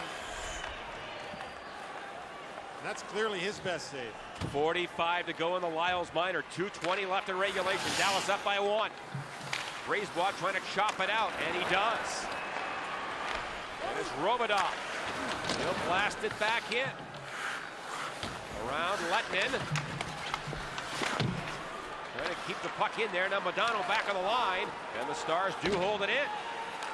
And Clark pulled down as Morrow got the stick in, and that's going to result in a Colorado power play. Here comes Laxinen to Clark. A drive, and he put that high. And now the Stars touch it, and in 10 seconds, the Avalanche will get a power play. I mean, this is a bad penalty to take for the Dallas Stars. I don't know why they think they need to be this aggressive. With a minute 45 to go, they're less than 2 minutes away from a victory. that could put the series at 2-1, and now they're going to have Colorado on the power play for the remainder of regulation. And the puck was in, the Avalanche end, and they're on a power play, and Morrow takes what was like a desperation penalty when he didn't have to. No, he doesn't have to take that at all. We all know he's a big hitter. He likes to be physical. He leads the NHL in playoff hits, but you got to be smart about it. And that was not smart. No. In 10 seconds, the Avalanche on a power play down by 1. Zubov spins around. Fires it out to Barnes. Now into Nico Kapanen. And Theodore takes care of that. And now the Avalanche on their power play. Their 8th tonight. And Theodore's going off already. So Joel Quenneville not waiting here with 1:20 left. Sakic at the line. Lost it. And a shot at the empty net by Barnes is wide by 10 feet. Well, the Dallas Stars can take his shots from anywhere on the ice at the empty net if they can get the puck, because they're allowed to ice it, of course, on the penalty kill. Here comes Lyles. Lyles up the middle. Now gains control. A minute to go in regulation. Tanguay to Sakic. They score! Brunette! He goes to the net again, and Brunette has tied the game with 56 seconds left.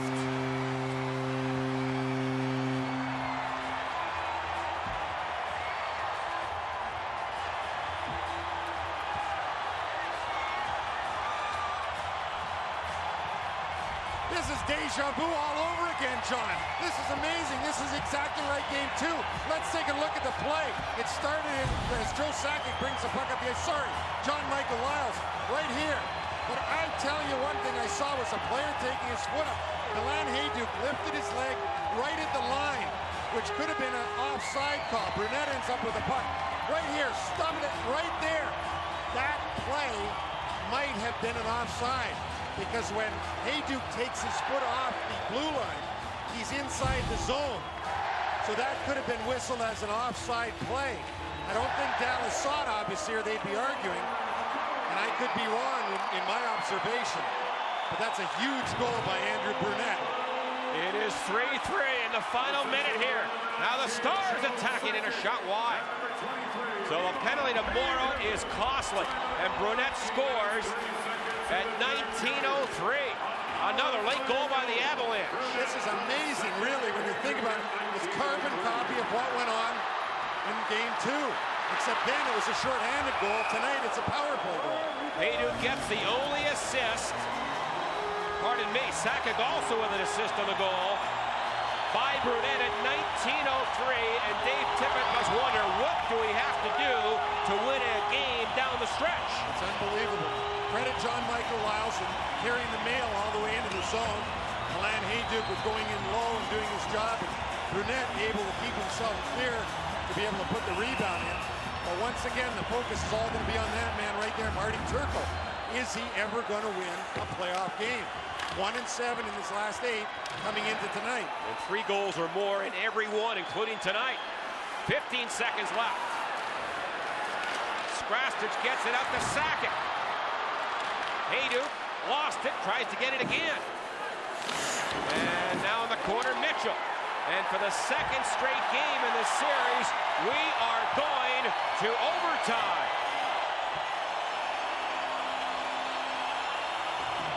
This Avalanche crowd couldn't be happier. This is their first game back at the Pepsi Center in 15 days. And boy, this is a beauty. So the late penalty by Morrow is costly, and that's an understatement, as Brunette scores a brilliant goal to tie the game. In Colorado, he's got to be loving this. He's going to be staying up late tonight, That's I think, right. as we are. Colorado and Dallas, the Dallas Stars almost looked like they played a complete, perfect game. It didn't work out that way. We'll show you how we're going to go to overtime and how this game shook out as we came along. Stu Barnes got things started with a shorthanded goal for the Dallas Stars, and they had something that they didn't have very much in the series, a lead. Oh, great, what a shot that was. A great pass there by Morrow as well.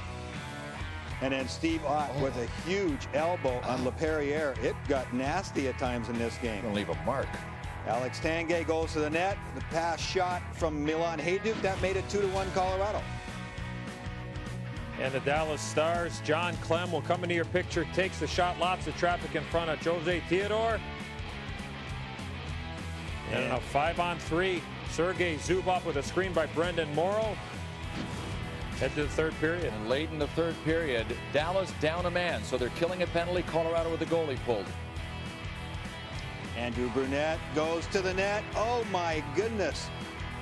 This play as well. Neil Smith mentioned it. It looked like it might have been offside, but it's ancient history now because Dave Tippett's guys go into the locker room to regroup to see what they can do coming out for the first, I repeat, the first overtime in this one. And the one man that's proven to be a huge asset to the Colorado Avs is Andrew Brunette. He scored the tying goal, and he is with Billy Jaffe.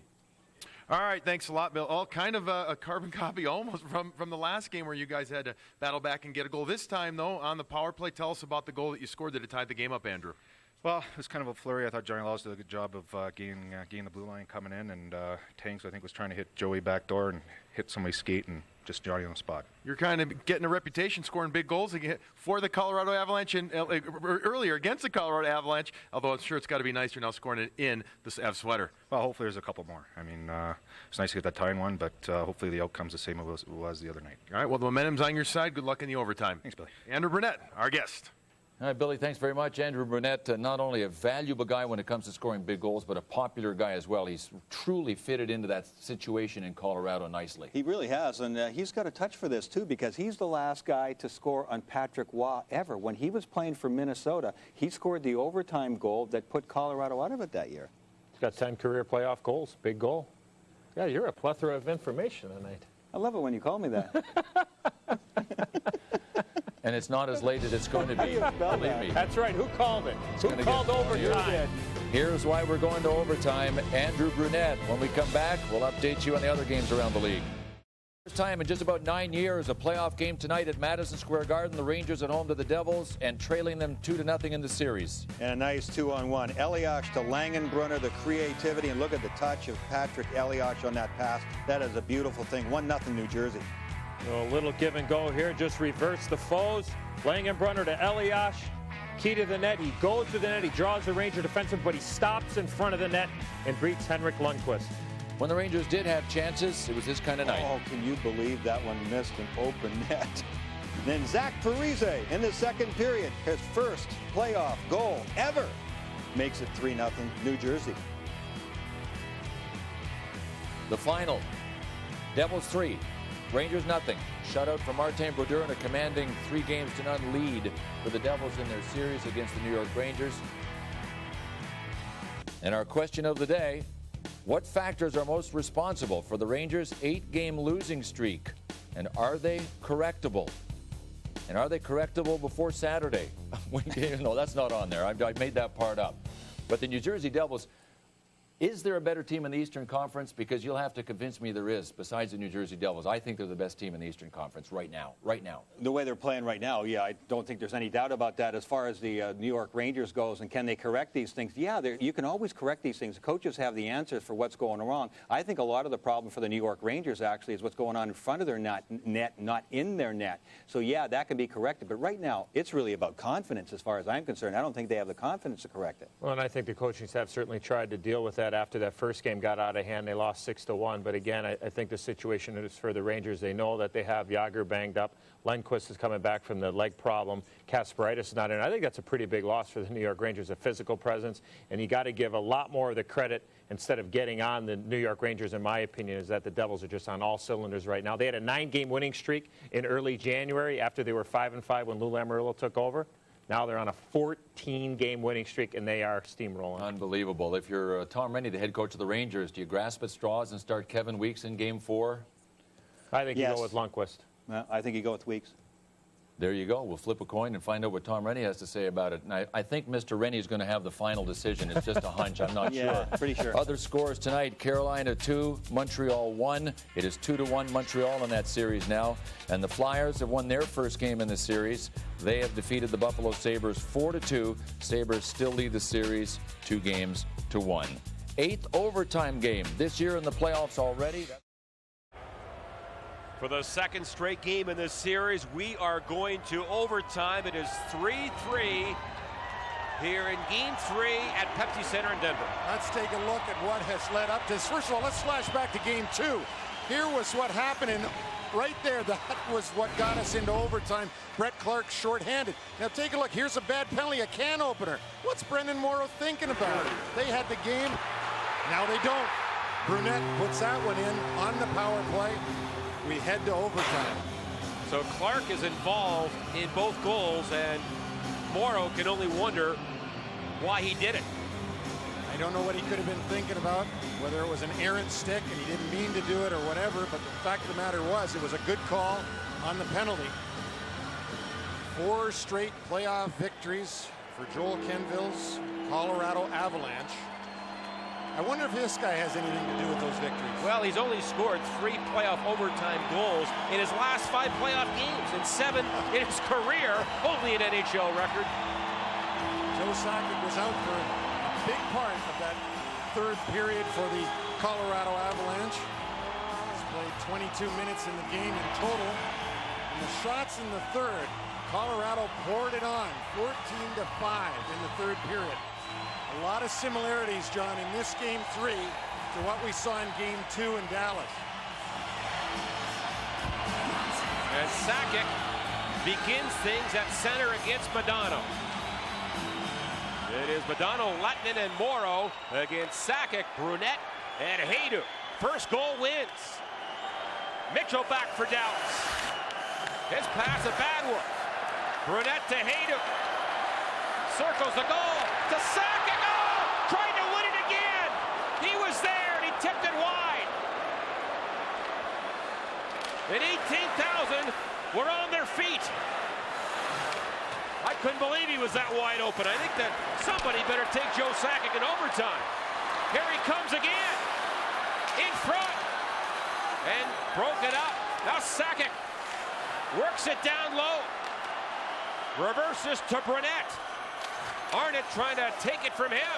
He can't. Brunette the wraparound in front. And it never did get on goal, and Barnes wisely gets it out. And now Blake walks in. Here's Blake. A drive and a save by Turco. And then Turco didn't know where it was. Back of the goal. It's McLean. The Avalanche buzzing here in overtime. Tanguay in front. He scores! Tanguay! A lucky bounce, and Colorado a 3-0 lead.